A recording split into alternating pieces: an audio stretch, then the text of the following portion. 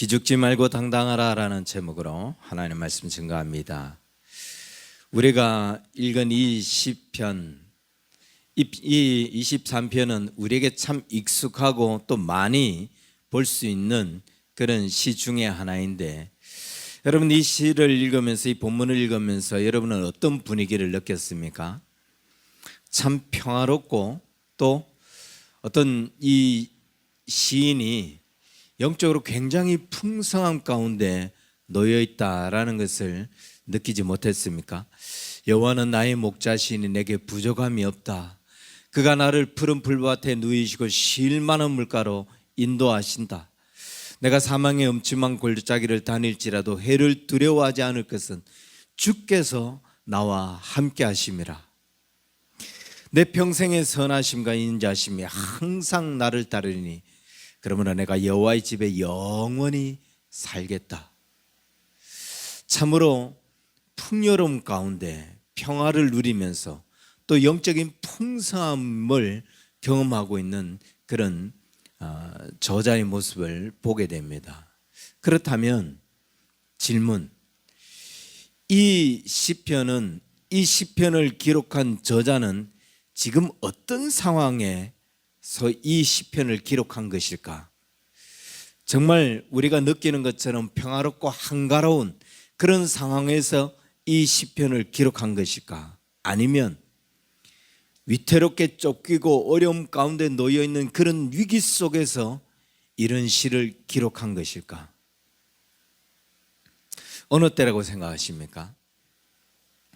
우리가 시를 이해하는 데 있어서 가장 중요한 것 중에 하나는 그 시를 기록한 당사자가 지금 어떤 상황에 놓여 있는가, 어떤 처지에서 이 시를 기록했는가를 이해해야만 그 시가 주는 이 시편의 어떤 심리 상태, 영적 상태를 우리가 이해할 수 있고, 그리고 그 시가 주는 영적인 교훈들을 우리가 더 정확하게 얻을 수 있다는 거예요.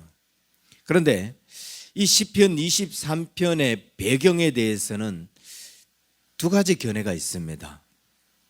첫 번째는 우리가 지금 이 시편을 읽으면서 느꼈던 것처럼 그 풍요로움, 그 영적인 풍성함, 그 분위기가 이야기해 주는 것처럼 이 시편은 이 목자가 평화롭고 풍요로울 때 누리는 목자가 부르는 노래다라고 해서 이 시편을 기록한 저자가 다윗인데, 다윗의 인생 후기, 그러니까 다윗이 인생의 모든 역경, 어려움이 다 끝나고 마침내 평화로운 삶을 누리고 있을 때 그때 기록한 시다라고 하는 견해예요. 물론 일리가 있습니다. 그렇지만 다른 한 견해는 다윗은 대부분 시편을 기록할 때 그의 배경, 그의 처지 여기에 그렇게 얽매이지 않았어요. 아무리 환난 가운데 놓여 있어도 그는 그 마음의 평안을 잃지 않았던 사람이었어요. 그 마음의 평안을 노래했죠. 그래서 이런 신앙, 다윗의 이런 어떤 신앙을 반영했을 때 이 시편은 지금 압살롬의 반란으로 인해서 다윗이 쫓겨다닐 때 그때 기록한 시다라고 하는 견해가 있습니다. 물론 저는 이 두 번째 견해를 더 지지하고 그것이 맞다고 봅니다. 왜냐하면 다윗의 시편의 특징도 그렇지만 우리가 읽은 이 본문 4절에 보면 이렇게 이야기하죠. 사망의 음침한 골짜기를 다닐지라도 내가 해를 두려워하지 않는다. 5절에도 내 원수의 목전에서 하나님께서, 원수가 내 눈앞에 있는데 그 앞에서 하나님께서 내게 상을 베풀어 주셨다는 거예요. 이 표현들을 보면은 매우 지금 다윗이 극단적인 위기, 매우 심각한 어려움 속에 있는 그런 상황이라는 것을 볼 수 있죠. 사망의 음침한 골짜기를 다니고 있고 원수가 내 목전 앞에 놓여 있고. 그런데 히브리어는 시제가 굉장히 중요합니다. 과거 시제, 현재 시제, 미래 시제, 과거 완료 시제, 현재 완료 시제, 미래 완료 시제, 이렇게 시제를 세분해서 나눌 정도로 시제를 굉장히 중요시 여기고 있다는 거예요. 과거의 이야기냐, 과거에 완료된 이야기냐, 과거에서 계속 진행되고 있는 이야기냐, 현재 지금 일어난 이야기냐, 미래에 일어날 이야기냐, 이걸 시제로 굉장히 분리하고 있는데, 여호와는 내게 사망의 엄청난 골짜기로 다닐지라도 해를 두려워하지 않은 것은 주께서 나와 함께 하시느니라. 주께서 나와 함께 하신다라고 하는 이 표현, 내 원수의 목전에서 내게 지금 상을 베푸신다. 내 원수가 내 눈앞에 있는데 내게 지금 상을 베풀어 주고 계신다라고 하는 이 표현이 1인칭 현재 분사형 시제로 사용되고 있어요. 무슨 말이냐면은 지금 다윗은 사망의 엄침한 골짜기를 다니고 있는데 주께서 나와 함께 하심으로 말미암아 내가 해를 두려워하지 않고 있는 거고, 지금 다윗은 원수가 내 눈앞에 있는데 그때 하나님께서 그 원수가 보는 앞에서 내게 상을 베푸셔서 내가 지금 두려움이 없는 거예요. 과거를 회상하고 있는 이야기가 아니라는 거예요. 현재 일어나고 있는 이야기. 거기에다가 주의 지팡이와 막대기가 나를 안위하시나이다. 목자들에게 지팡이와 막대기는 뭐예요? 그건 무기예요. 언덕을 오르내리는데 짚고 들어가는 그런 어떤 보조 기구이기도 하지만은 이리 때가 나타났을 때 맹수의 공격을 받을 때 그 맹수를 물리치는 무기가 바로 이 지팡이예요. 그런데 하나님께서 나의 지팡이가 막대기가 되어 주시고 있다. 내 원수의 목전에서 하나님께서 나의 막대기와 지팡이가 되어 주시는데, 언제? 지금 그 원수의 목전에서 1인칭 현재 시제로 사용하고 있다는 거예요. 하나님이 내 원수의 목전에서 그에게 정말 보란듯이 내게 상을 베푸시면서 지팡이와 막대기로 그 원수를 두드리고 계시는 거예요. 그러면서 나를 보호해 주고 계시고 내게 은혜를 베풀어 주고 계시는 거예요. 그러니까 내가 뭘 두려워하겠어요? 무엇을 무서워하겠어요? 이게 과거에 일어났던 일이 아니라 지금 내가 그 일을 겪고 있는 거예요. 사망의 엄청난 골짜기를 다니고 있는데, 이 표현들을 우리가 다시 보면은 사망의 엄침한 골짜기, 원수의 목전, 이 상황을 놓고 보면은 다윗은 지금 심리적으로 굉장히 불안해해야 하는 그런 상황이라는 거예요. 심리적으로 정말 그가 불안하면서 두려움에 떨어야 하는 상황. 그런데 이 시편 어디에도 이 다윗의 불안함, 다윗의 두려움을 찾아볼 수 없다는 거예요. 그저 평화롭고 그저 영적으로 풍성하고 위기 가운데 있는데 하나도 흔들리지 않는 그런 다윗의 모습을 볼 수 있다는 겁니다. 여호와께서 나의 목자가 되심으로 내가 부족함이 없다. 그가 나를 푸른 초장으로 누이시며 쉴 만한 물가로 인도하시는도다. 사망의 엄침한 골짜기를 다닐지라도 해를 두려워할 필요가 없는 것, 주께서 나와 함께 하심이라. 내 원수의 목전에서 하나님께서 내게 상을 베푸시니 내 잔이 넘치나이다. 위기 가운데 있는데 위기의식이 전혀 없어요. 그저 하나님과 함께하고 있고 하나님의 은혜로 말미암아 풍요로움을 누리고 있고 전혀 상황에 기죽지 않는 다윗의 모습을 볼 수 있습니다.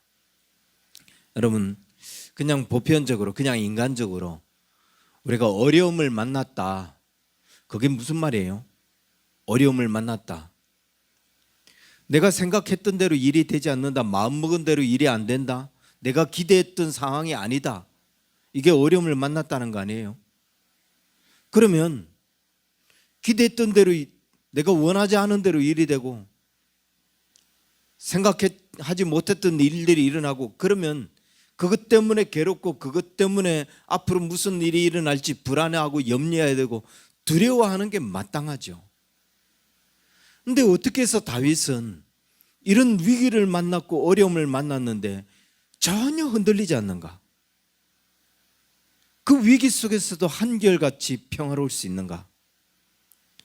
어떻게 위기를 맞았는데 전혀 기죽지 않고 당당한 그런 모습을 보일 수 있는가? 반면에 우리는 왜 문제가 일어났다고 온 사방 벌벌 떨면서 평화로움을 잃어버립니다. 마땅히 가야 할 길들을 포기해버려요. 온몸을 잔뜩 웅크리고 아무것도 하지 못합니다. 이 시편 기자는 그런 위기를 만났는데도 평화롭게 살아가는데 우리는 그 모든 평화가 한순간에 다 깨지면서 하나님의 은혜를 누리지 못하고 그 깊은 묵상으로 나아가지 못해요.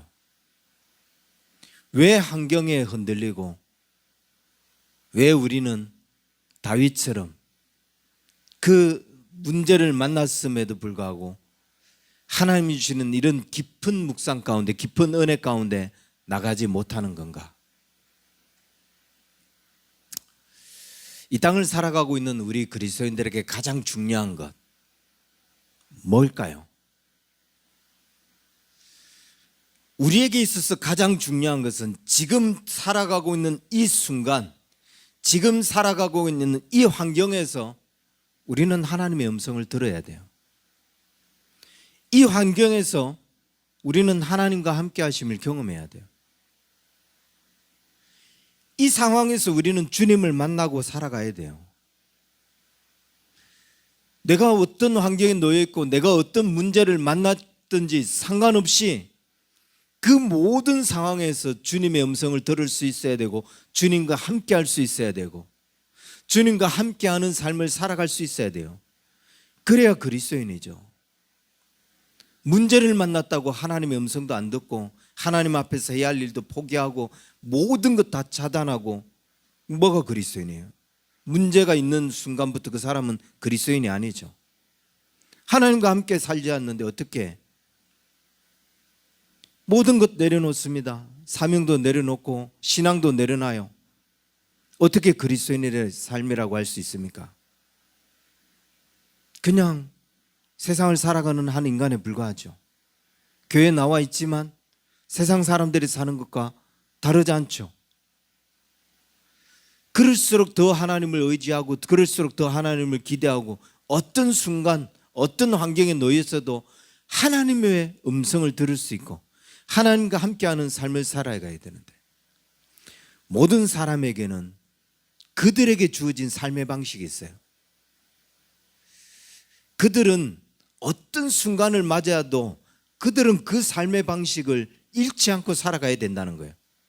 내가 어떤 직업을 가졌느냐, 내가 어떤 부류에 속했느냐에 따라서 그 사람들에게 요구되는 삶, 그 사람들이 지켜야 할 삶이 있다고요. 정치인들은 정치인으로서 지켜야 될 삶이 있습니다. 그들에게 요구되어지는 삶이 있다고요. 그거 지켜야 그 사람 정치인 할 수 있어요. 만약 그거 안 지키면 그 사람은 국민들에게 버림을 받습니다. 법조인들도 마찬가지예요. 의사들도 마찬가지예요. 그들에게 요구되어지는 사명감, 그들에게 요구되어지는 희생정신, 그들에게 요구되어지는 삶이 있다고요. 이 삶을 잃어버리면 버림을 받습니다. 지금 몇 달째 의사들이 집단행동을 하면서 병원 진료를 거부하고 학생들조차도 수업에 참여하기를 거부하면서 이제는 집단 휴진을 하겠다고 환자들의 생명을 가지고 위협을 하고 있습니다. 의사라고 하는 직업은 돈을 벌겠다는 목적과 수단으로 뛰어드는 직업이 돼서는 안 돼요. 한 생명이 생사의 갈림길에 서 있는 그 순간 의사 한 사람이 거기 있었기 때문에 이 사람이 살 수도 있고 죽을 수도 있어요. 한 사람의 생명을 결정지을 수 있는 정말 막중한 사명감과 소명의식 아니면 그 자리에 서 있지 말아야 될 사람들이에요. 함부로 그 자리에 서 있어서는 안 되는 사람들이라고요. 그만큼 환자의 생명을, 한 사람의 생명을 결정짓는 중요한 역할을 하는 사람이 어떻게 사명감, 소명의식 없이 돈 벌겠다는 생각 가지고 그 자리에 서는가. 한 흉부외과 의사가 자신의 SNS에 이런 글을 올렸더라고요. 필수 의료 분야에 종사하는 의사들이 줄고 있는데 이유가 뭐냐? 자기들이 존중받고 보호받지 못했기 때문에 줄고 있다는 거예요. 이 무슨 말 같지도 않은 헛소리인지. 제가 그걸 읽고 얼마나 화가 났는지. 돈이 안 되니까, 돈벌이가 안 되니까 사라지는 거지. 존중받고 보호받지 못해서 사라진다. 무슨 말이에요? 돈벌이가 안 된다는 말 표현 아니에요. 거기에 가면 돈벌이가 안 되니까, 자기 인생의 보호가 안 되니까 종사하지 않는다는 말 아닙니까? 만약 목사가 이런 소리 했다간 금방 쫓겨났을 거예요. 돈벌이가 안 돼서 거기에서 목회 못하겠다. 그 사람이 무슨 목사예요? 그게 무슨 목사라고 할 수 있겠어요? 그게 무슨 의사라고 할 수 있어요? 그냥 돈벌레죠. 사명의식, 소명의식이 있어 보세요. 왜 그 자리에 못 갑니까? 그 자리에서 한 사람의 생명을 살릴 수 있는데. 많은 의료 선교를 하시는 분들, 그분들이 왜 콜레라에 걸려가면서 왜 그곳에 가서 그렇게 많은 헌신을 하고 희생적인 삶을 사는데요? 한 사람의 생명을 살릴 수 있으니까. 그런 사명의식, 그런 소명의식이 있으니까. 그런데 이 사람이 자기 SNS에 뭐라고 이야기하냐면, 소명의식과 사명감을 지키는 의사로 남기 위해서 우리는 투쟁한다. 정말 곁에 있으면 한 대 쥐어받고 싶은 생각이.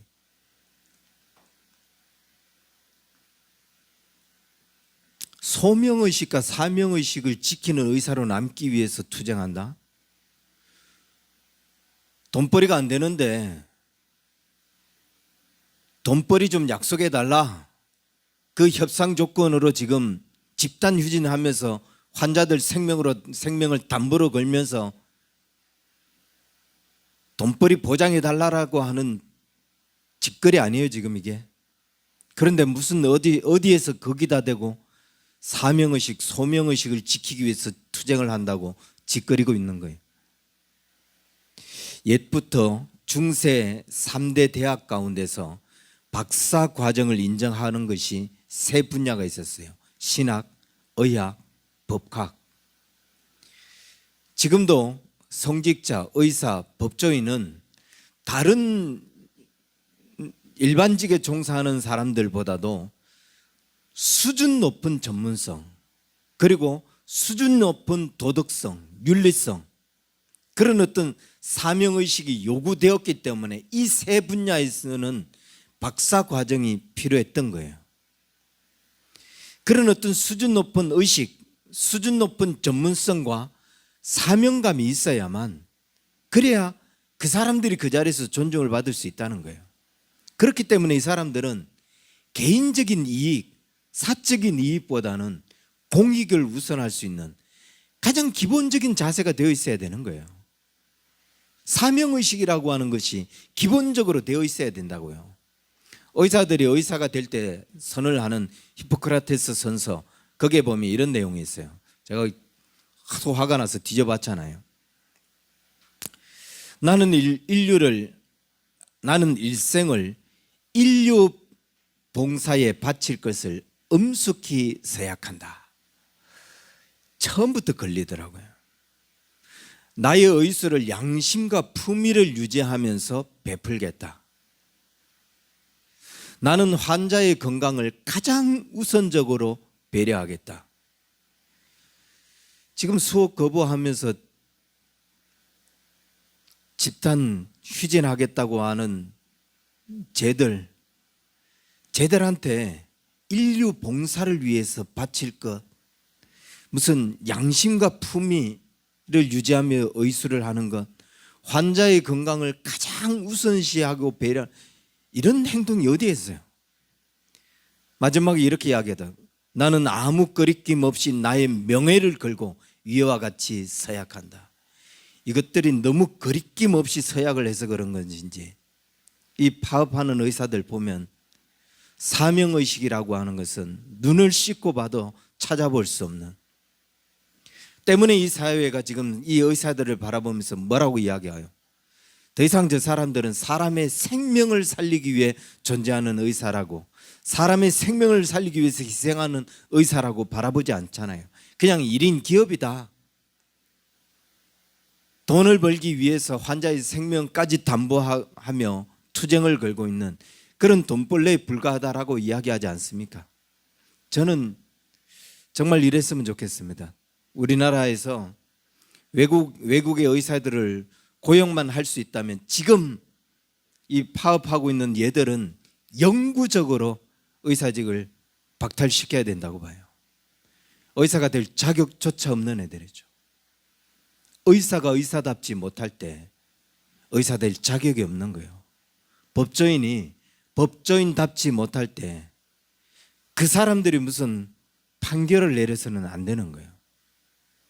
그런 사람들은 판결을 내리는 법조인이 되어서는 안 되는 거죠. 마찬가지예요. 그리스도인이 그리스도인답지 못하면 그 사람은 그리스도인이 아니에요.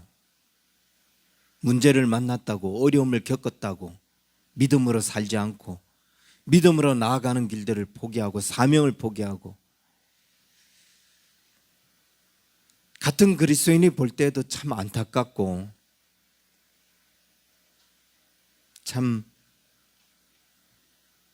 정말 안타까운 일이지만, 세상 사람들이 이런 그리스도인들을 보면서 평가절하할 수밖에 없습니다. 왜? 그리스도인이라고 하는데 뭐 문제를 만났을 때 보니까 그들이나 내나 사는 방식이 다 똑같은데, 뭐 환경을 만났을 때 그냥 살아가는 삶이 다 똑같은데, 그런 삶을 향하여 그리스도인들을 비난하는 것 당연하죠. 왜 세상이 그리스도인들을 비난하는가? 세상이 악하기 때문이기도 하지만 그들의 삶이 그리스도인의 삶을 보여주지 않는데, 그리스도인의 모습을 보여주지 않는데 비난받죠. 말씀을 자기 좋은 대로 해석하고 자기 살겠다고 사명 다 버리고 자기 살겠다고 그리스도인의 삶의 모습을 포기하고 살아가는데, 어떻게 아무리 봐도 뭐 자기들과 우리와 다른 게 없는데 그들이 존중받을 이유가 뭐가 있어요? 그들이 그리스도인으로서 인정받아야 할 이유가 어디에 있어요? 우리는 우리의 삶을 살아가야 된다는 거예요. 우리는 어떤 문제를 만나고 어떤 환경을 만나도 우리가 걸어가야 할 삶, 우리가 지켜야 할 삶을 지키면서 살아가야 된다는 거예요. 왜 그 삶을 유지하지 못하는가? 그러면서 어떻게 그리스도인이라고 할 수 있는가? 어떻게 해야 우리는 삶과 문제와 관계없이 우리가 지켜야 할 신앙, 우리가 지켜야 할 삶을 유지하면서 살아갈 수 있는가? 내가 처한 환경이 어떠하든지 간에, 내가 만난 문제가 어떤 문제든지 간에 우리는, 나는 지금 여기서 하나님의 음성을 들어야 된다. 나는 여기서 하나님을 만나야 된다. 나는 여기서 하나님의 자녀로 살아야 된다라고 하는 이 생각이, 이 삶이 흔들리지 말아야 돼요.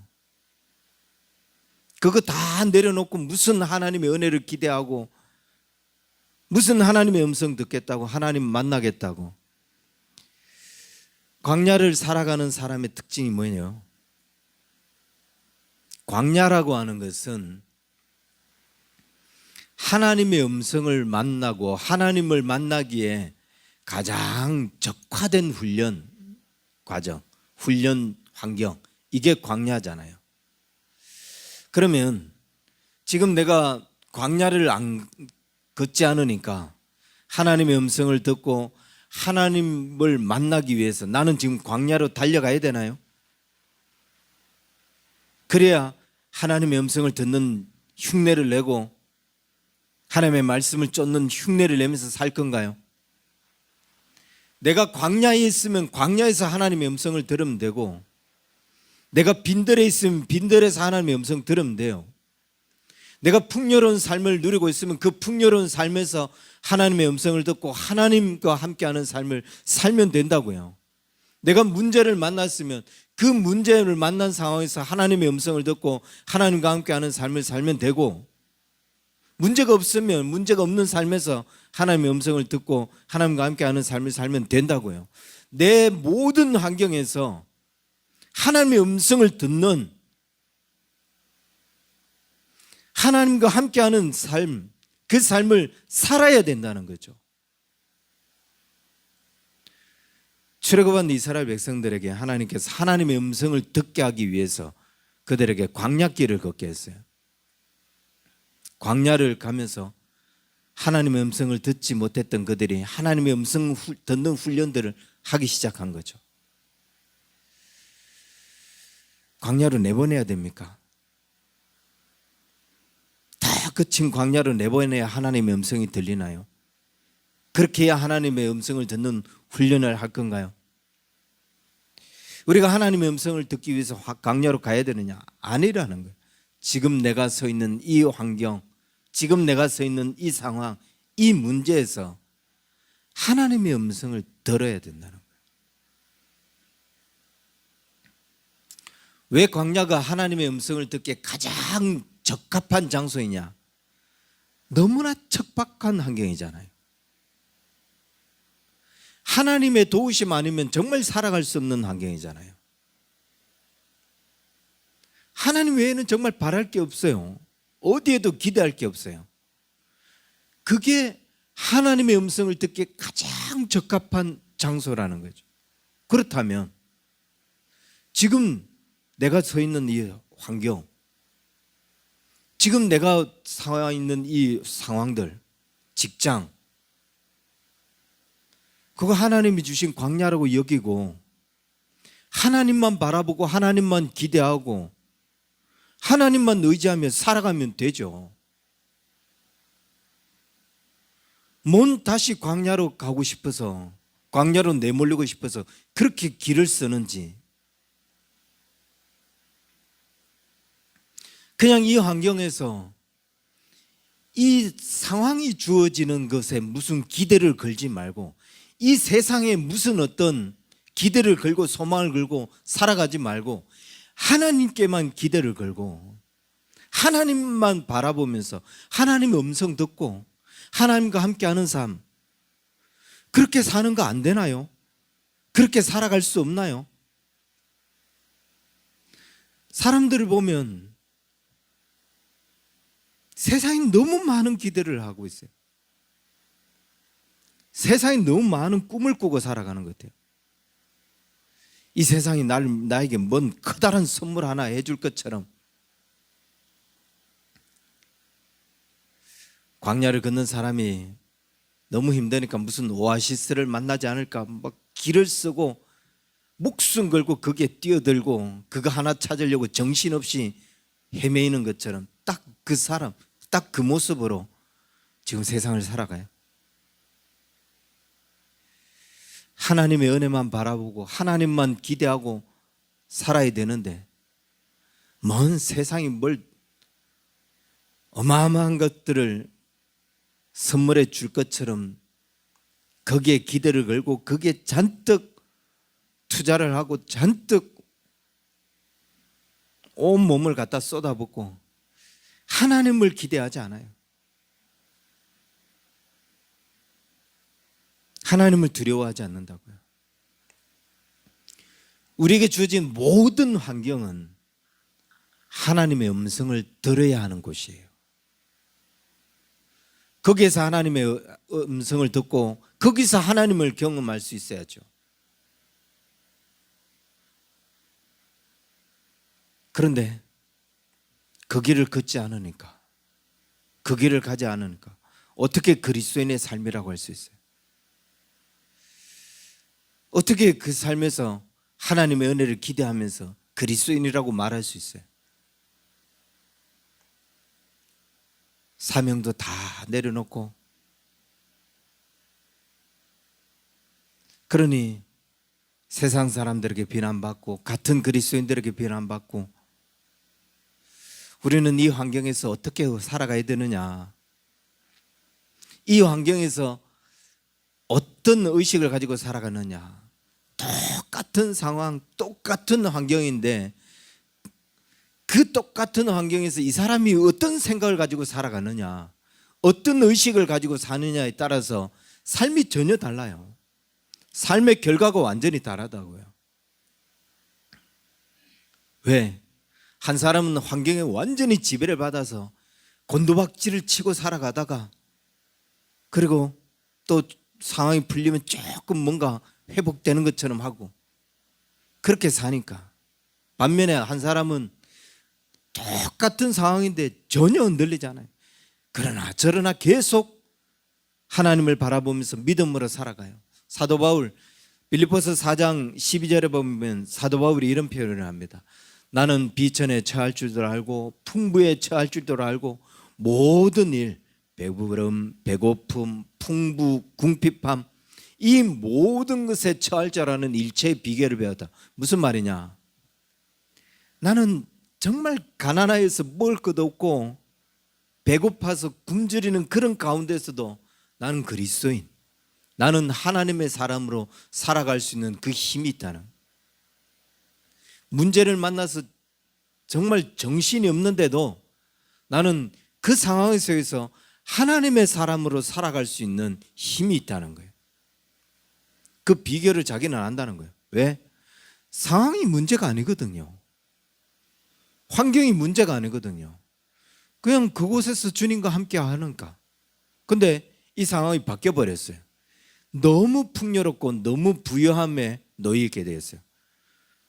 그런데 다른 사람 같으면 정신을 놔버려요. 근데 바울은 그 상황 속에서도 똑같아요. 뭐 그냥 그때 그랬던 것처럼 그냥 주님과 함께 살아가고 주님과 함께 동행하면서 하는 거예요. 왜 이게 안 되죠? 왜 이걸 못하죠? 오늘 시편 기자가 그렇게 해요. 사망의 엄침한 골짜기를, 뭐가 문제가 돼요? 원수의 목전 앞에 놓이는 것, 이게 무슨 문제가 됩니까? 항상 주께서 나와 함께 하십니다. 사망의 엄침한 골짜기를 다닐 때도 주께서 나와 함께 하셨고, 모든 문제가 사라져서 평화롭게 푸른 풀밭 쉴만한 물가로 인도함을 받는 그 상황에서도 주님께서 나와 함께 하셨는데, 그래서 주와 함께하는 삶을 계속 살아가고 있는데 흔들리지 않는 거죠. 문제가 되지 않는 거죠. 왜 길을 죽고, 왜 흔들려야 되고, 왜 신앙을 포기하고 삶을 포기하고 왜 그렇게 해야 되느냐? 우리는 모든 환경에서 믿음으로 살 수 있는 사람이 돼야 돼요. 문제를 만날 때도 믿음으로 살 수 있는 사람, 풍요로움을 누릴 때도 믿음으로 살 수 있는 사람, 어려운 환경에 놓여 있을 때도 믿음으로 살 수 있는 사람. 고린도후서 4장 8절부터 12절에 보면은 사도 바울이 이렇게 표현합니다. 우리가 사방으로 우겨싸움을 당하여도 쌓이지 않는다. 답답한 일을 만나도 낙심하지 않는다. 박해를 받아도 버림받지 않는다. 거꾸로 떠임을 당해도 망하지 않는다. 왜? 우리가 항상 예수의 죽음을 몸에 짊어지면 예수의 생명이 또한 우리의 몸에 나타나게 하려 합니다. 왜 이렇게 우겨싸움을 당하고 답답한 일을 만나고 박해를 받는데도 흔들리지 않고 죽지 않느냐?